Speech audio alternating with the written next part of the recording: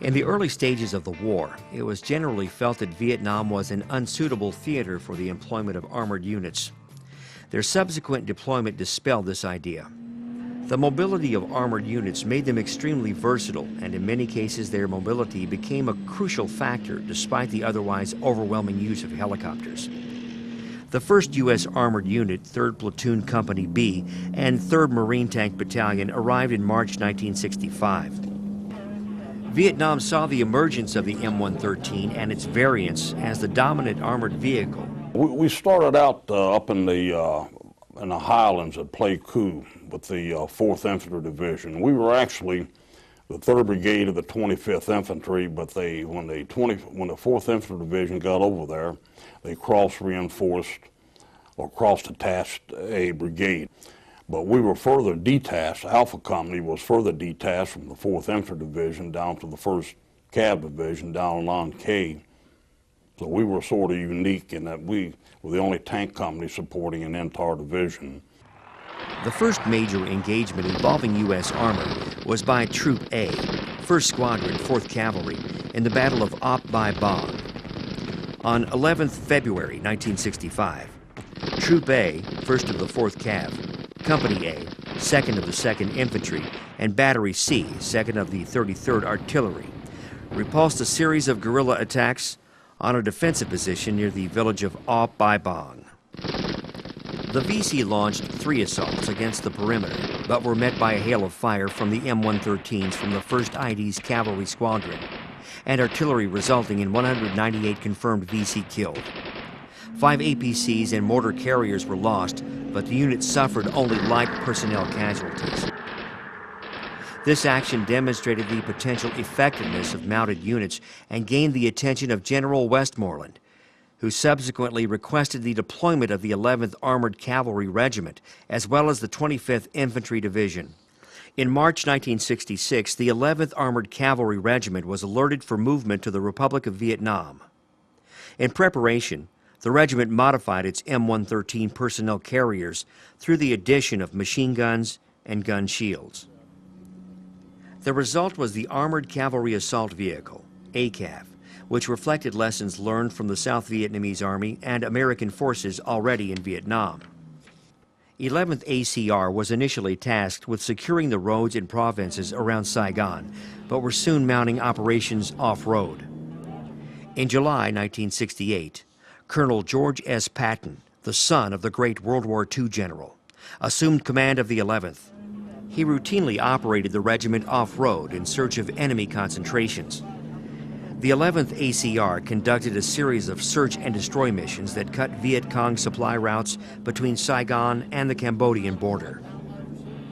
In the course of these operations, Patton summed up his conduct of operations with the expression, "Find the bastards, then pile on." The role of armor in Vietnam was sort of there was a test as you go. It was initially felt that there was no role for armor over there, except maybe for M113 personnel carriers. Tactics ranged from Patton's concept of pile on, where a small U.S. force would be used as bait.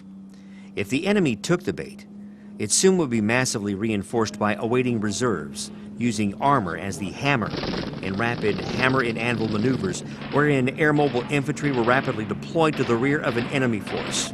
The armor would be used to herd the enemy into the kill zone from which few escaped. Using armor in this fashion enabled the U.S. to attack into the heartland of NVA and VC sanctuaries, whether they are in the dense jungles bordering Cambodia and Laos, the flooded paddies of the Mekong Delta, or the relatively wide-open spaces of the Iron Triangle. In the early years of Vietnam, the night had always belonged to Charlie, but armor could even take the night from the enemy. Nighttime thunder runs became a common occurrence. A thunder run was when an armored column would quite literally thunder along a road, firing all available weaponry into the adjacent terrain with the goal of either spoiling NVA VC activities or to preempt ambushes and mine laying.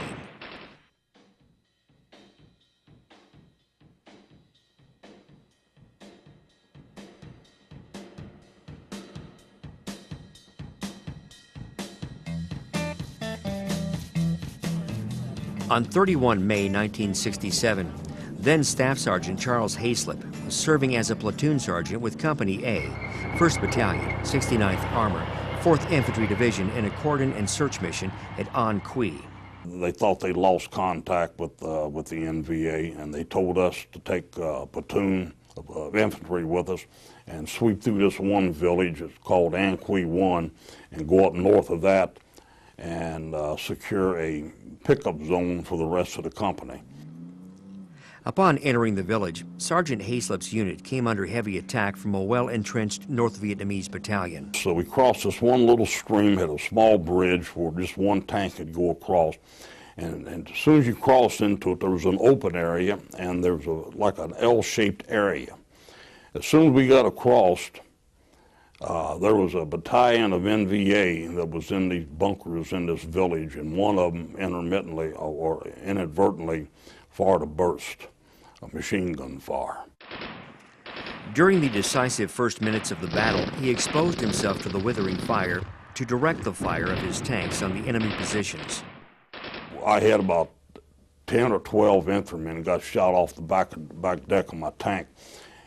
And when you get into an ambush situation like that, it's characterized by either loss of communications, loss of cohesion, and seemingly like like chaos and what have you.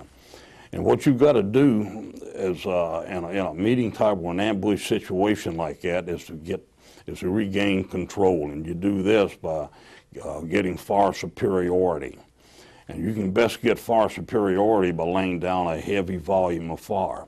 And this is when your loader starts loading that canister round, an HE, and starts firing at point blank just as fast as he can load that main gun. And a good loader can put a round in that chamber about every 3 or 4 seconds. And you start firing it in patterns, and then you start laying that track down one block at a time and moving forward. What makes a tank effective is through its armor-protected firepower and its mobility, and the two of these combine to create to create the shock effect that you want to get. Because anybody out to the front, he's either going to get down or he's going to get dead. When the platoon leader's radio and tank was damaged, Sergeant Hayslip took command of the entire platoon and laid down a heavy barrage of fire to enable the infantrymen to evacuate their wounded. The platoon leader's tank was damaged at the outset. He dismounted his tank and fought with the infantry. And I took over the platoon. He positioned the combined team for an assault and destroyed many enemy bunkers with his tank and grenades. His dauntless courage and quick reactions in the early fighting prevented the enemy from seizing control of the situation. Staff Sergeant Hayslip's extraordinary heroism and devotion to duty were in keeping with the highest traditions of the military service and reflect great credit upon himself, his unit, and the United States Army.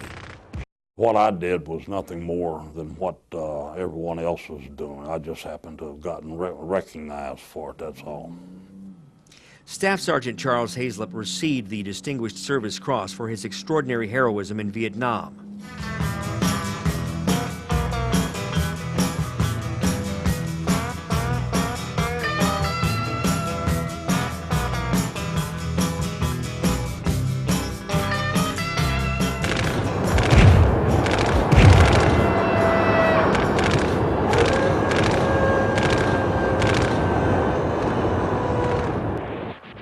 Mobility and flexibility were the keys to armored success during the Tet Offensive. At Saigon, Tan Son Nhut Air Base, Bien Hoa, and Long Binh, armor was instrumental in repulsing BC attacks. During the initial hours of the Tet Offensive, mounted units were able to react quickly and move to threatened areas. In many instances, they provided just-in-time firepower and support. Over the following days, the situation in many urban areas began to stabilize. American and South Vietnamese forces reorganized and undertook counterattacks. These actions were aimed at destroying the Viet Cong and removing them from urban enclaves. In bloody close-quarter street fights, the armored units used firepower to eliminate resistance. We had the M40A3 tank, which was an excellent piece of equipment. What made the M40A3 most effective was the variety of tank gun ammunition. Besides having the HEP and the heat that the M60 series had, it also had the HE round, and it had a canister round, and later on it got a beehive. The most effective round for enemy personnel that we found was the canister round. That's nothing more than a big 9mm shotgun shell on steroids. You got about 1,180 cylindrical pellets that'd be coming out of that gun tube about on a 30-degree tangent from the center line at about 2,800 feet per second, and there's each one of those pellets about the size of half the size of a cigarette filter, and just looking for something to hit. And it was very effective. It was devastating against enemy personnel. Through aggressive movement, they helped infantry to maneuver in the streets and regain captured buildings. Spearheading attacks, armored vehicles tended to become fire magnets, sometimes to the disgruntlement of nearby infantry. However, by drawing fire, they made possible significant advances by infantry and were able to provide effective fire support. Following Tet, with the VC practically eliminated as a cohesive fighting force, U.S. armor swiftly regained the initiative. Better run through the jungle. Better run through the jungle. Better run through the jungle. What don't look back to see. U.S. armor strength peaked in 1968, and in early 1969, the only engagement between U.S. armor and Communist armor took place at the Special Forces camp of Ben Het. This particular camp was strategically placed overlooking the Ho Chi Minh Trail and thus presented a prime target for the NVA and VC. Tanks from 1st Battalion 69th Armor had been stationed at the camp since early in the year. On March 3, 1969, the enemy attacked with PT-76 tanks and APCs. U.S. M48A3s engaged the enemy armored forces using heat ammunition and destroyed 2 PT-76s and an APC.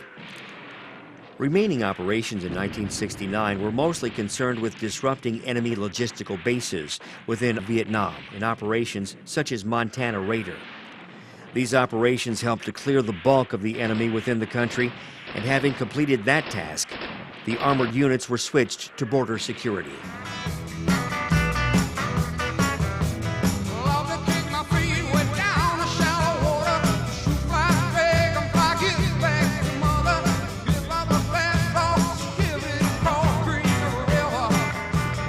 Throughout the Vietnam War, Communist forces used neutral Cambodia as a staging area for guerrillas. On 1 May 1970, the 11th Armored Cavalry Regiment, in conjunction with ARVN troops, attacked across the Cambodian border near a landmark nicknamed the Fishhook. Its goal was to link up with 1st Cav Air Mobile, which had been airlifted in as a blocking force. Total losses for the entire operation included 20,000 guerrillas and North Vietnamese regulars, testimony to the surprise achieved by American and South Vietnamese forces. The attack into Cambodia denied the enemy access to his safe havens, interrupted the supply flow along the Ho Chi Minh Trail, and destroyed multiple supply dumps. However successful, the Cambodian operations marked the last large-scale employment of U.S. armored forces in the Vietnam War. The pause in enemy activity facilitated the transition of responsibility from American to South Vietnamese forces. The last U.S. ground cavalry unit to conduct operations was Troop F, 17th Cavalry, which departed RVN in April 1971.